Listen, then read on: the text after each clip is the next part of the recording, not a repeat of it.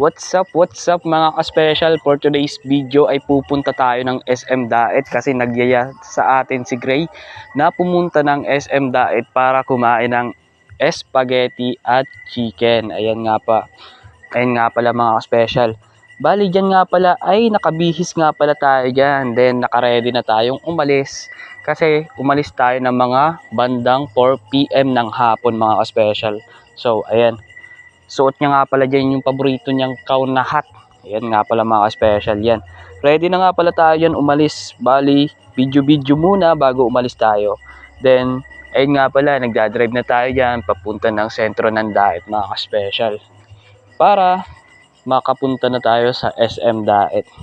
So yun nga pala mga special, pinaradaan natin yung ating motor dito sa parking area para makapasok tayo dito sa SM Daet mga special. Bale, malayo-layo yung ating